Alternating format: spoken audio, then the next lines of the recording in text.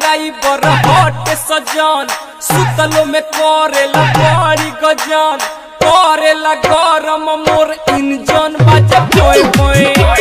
धीरे धीरे हमर दबावे हॉर्न बाजे पोए पोए धीरे धीरे हमर दबावे हॉर्न बाजे पोए पोए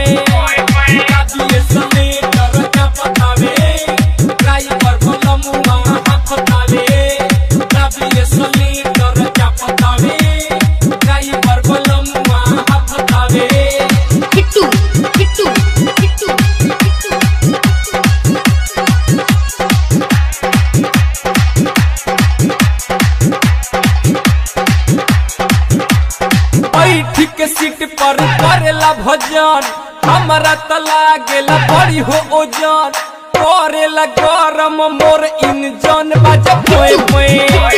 धीरे धीरे हमर दबावे हॉर्न बाजे पोए पोए धीरे धीरे हमर दबावे हॉर्न बाजे पोए पोए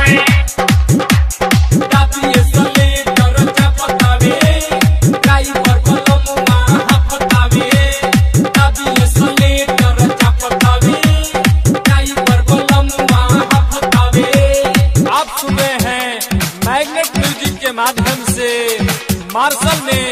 पार्सल करके सिंगर सागर शैलेश प्रियंका पांडे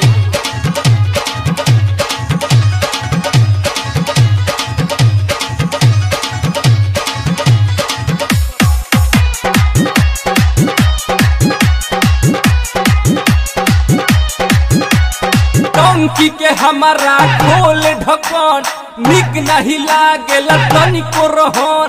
करेला गरम मोर इंजन बाजे पोए पोए धीरे धीरे हमर दबावे हॉर्न बाजे पोए पोए धीरे धीरे हमर दबावे हॉर्न बाजे पोए पोए